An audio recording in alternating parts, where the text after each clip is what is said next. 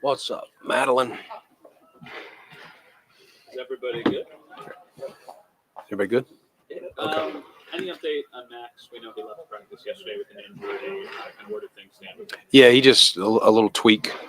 Tweak is like hammy area, but he should be fine. He's getting treatment, so should be good to go. He'll rehab it and be ready to go for camp.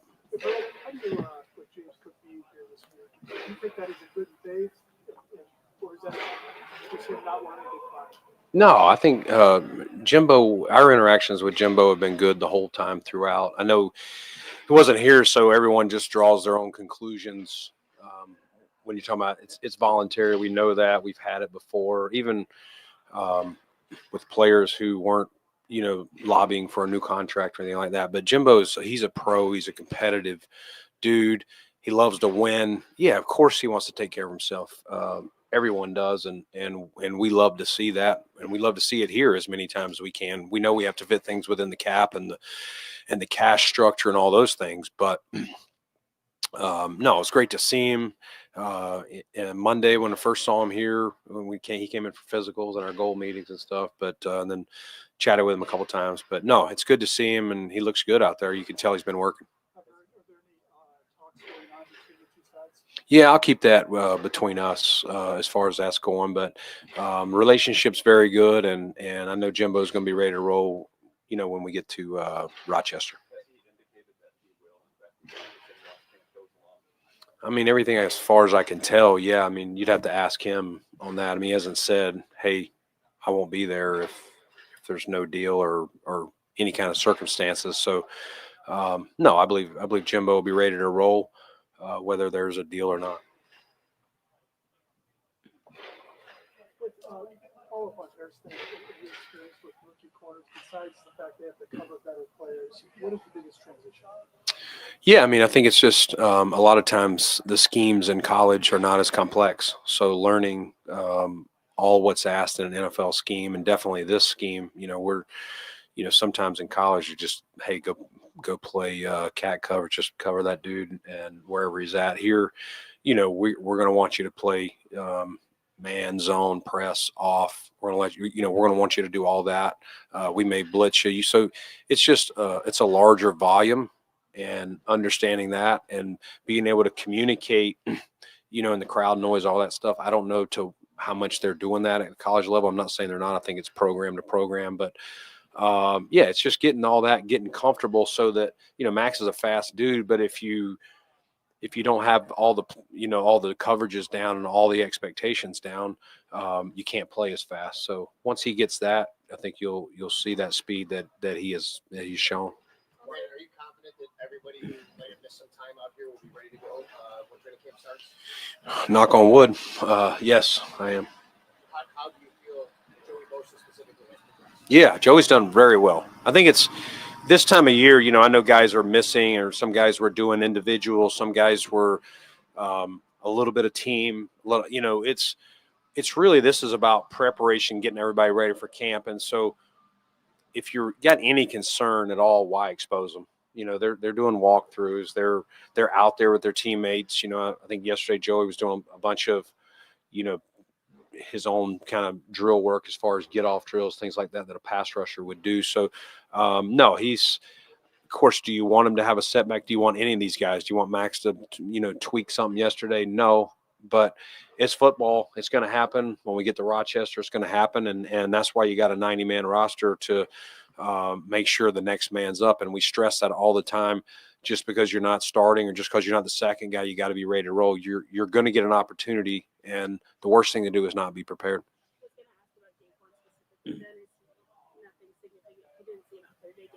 Yeah, it was a excused personal deal. Yeah.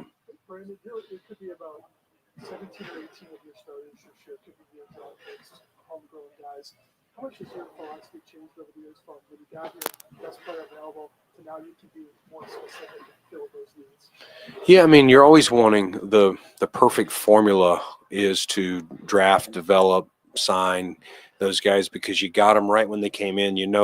what they're coming from. You're growing them into your culture, your system, how you do things, your habits, everything that we look for in a Buffalo Bill versus, hey, you're getting them from another place. They may have, some things may be similar, some things may be totally different. And so sometimes some guys are very malleable and they're like, hey, I'll go with the flow. And then sometimes they're like, man, I'm not used to this. I've been with Team X for 4 or 5 years. This is odd to me. And they struggle with it. So, it's great when you can continue to do that. And the other part of that is where we are from a financial standpoint of paying the guys we've paid. And when you got a franchise quarterback, you have to have as many draft picks playing some kind of role. They don't necessarily have to start, but on this 53 man, you want as many of those guys as you can if you're going to compete year in and year out. Paying a Josh Allen, paying, a Deion, 2 tackles, a Deion, a Spencer, the guys that we've paid on the D line, Ed, Rousseau, et cetera. Hey, Brandon, you used the 3rd round pick last year on Dwayne Carter. Looked like he was ascending. He gets hurt, and then he's inactive in the postseason, which was tough for him, I'm sure. How do you see him fitting into that group up front?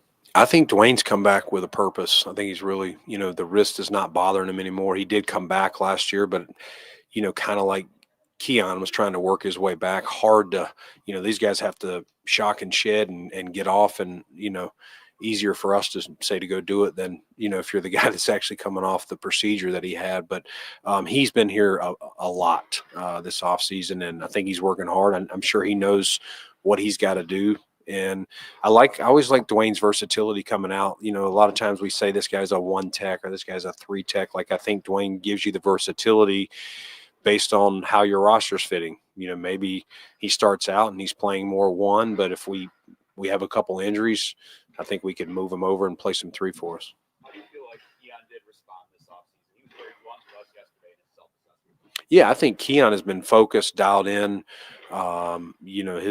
His agent and I have developed a good relationship. He's actually kin to Keon, and so I think he was very blunt with him as well, just off of some of our conversations. And Keon can take it. Like, for a young man, I give him a lot of credit. It's not easy.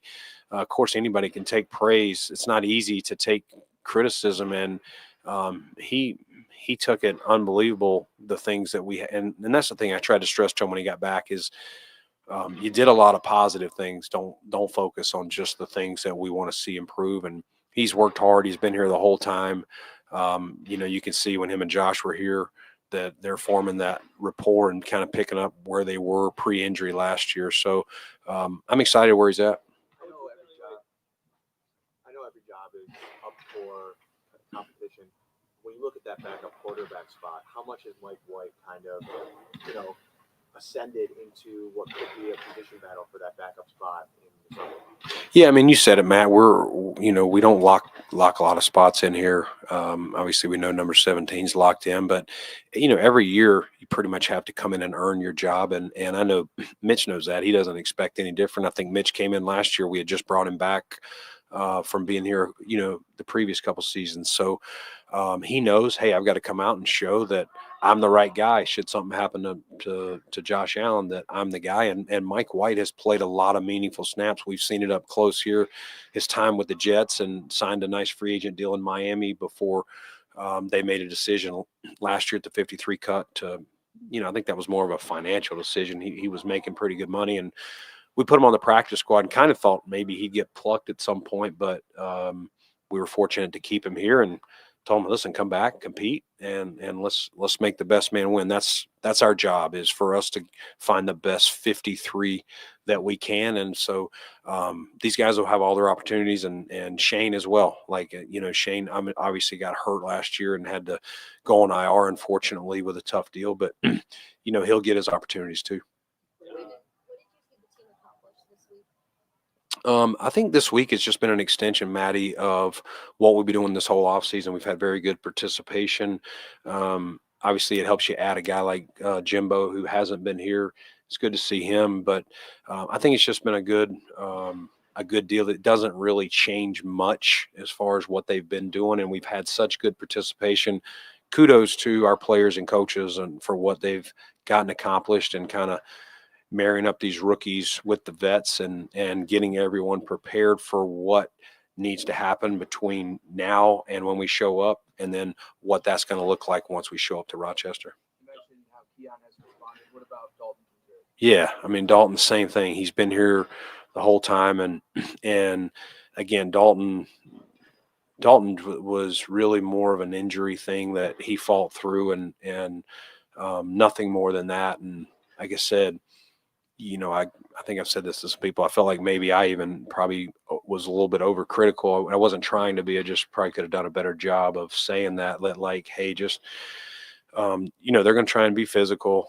You're battling an injury. Let's try and armor yourself a little bit more. But he's been here. He has worked his tail off. He is one competitive dude. I know you guys. He's a quieter guy, but he's very competitive. He wants to do well, and I think he's had some good days out here, even when y'all haven't been here. But I think you guys have even seen it this week, and it's been fun to see him kind of get that confidence back. With Dalton, said it was a challenge early because he was still having an injury Yeah. in the weight room. As he's kind of gotten to this point, has he kind of been able to ramp things up in there and maybe add some of the armor weight that you guys were looking for? Yeah, he's definitely added strength and bulk, and we, Will and his staff do a great job of kind of measuring these guys with different things, whether it's force they're using in the weight room or just getting on the bod pod itself and seeing what their body composition looks like, body fat, muscle mass, all that good stuff. He's definitely in a stronger position. I don't have the metrics or anything I would put out there, but he's definitely in a stronger position than he was probably this time a year ago. So, yeah, excited for Dalton. And you can see the confidence in the knee and the body out there, as we went along, even from 3 or 4 weeks ago. You're the most patient guy ever. I respect that. Yeah.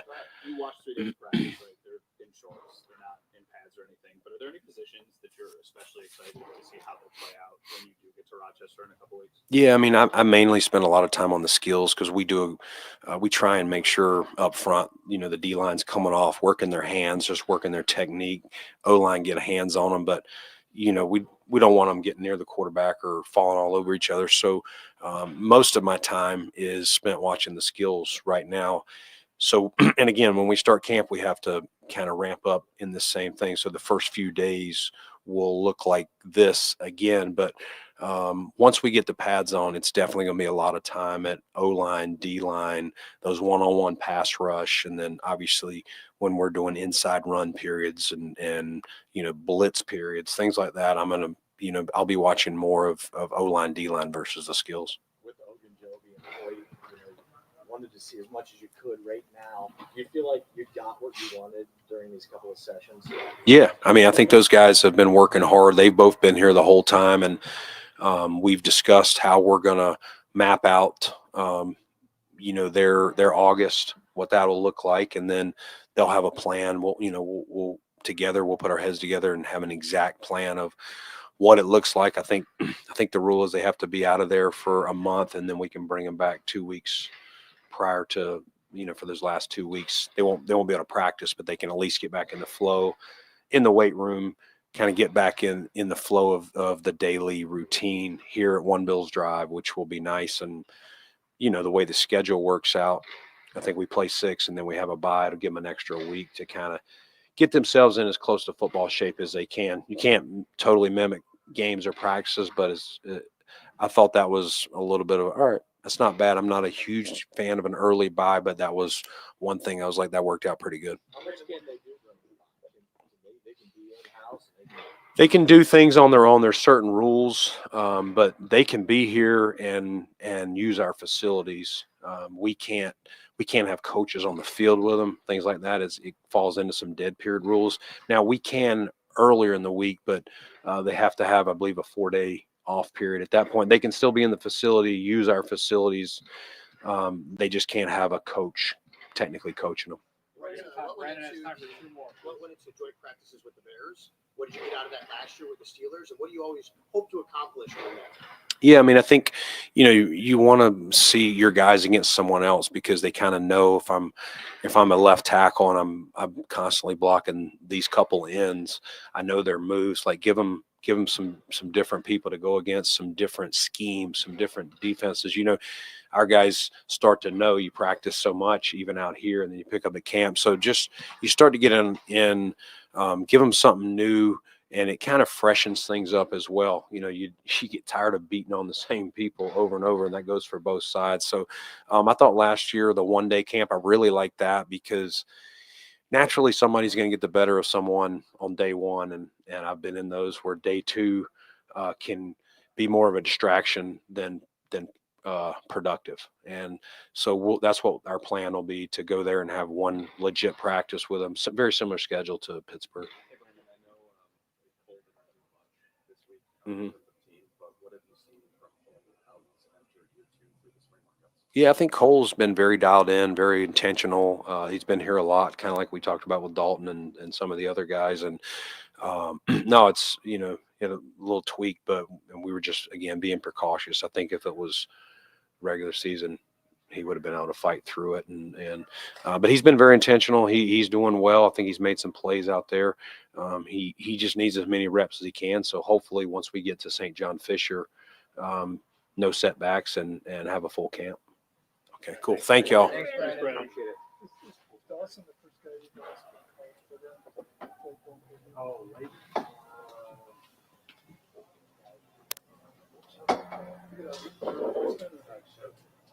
No, not really. Just moves. All right, thanks. What was the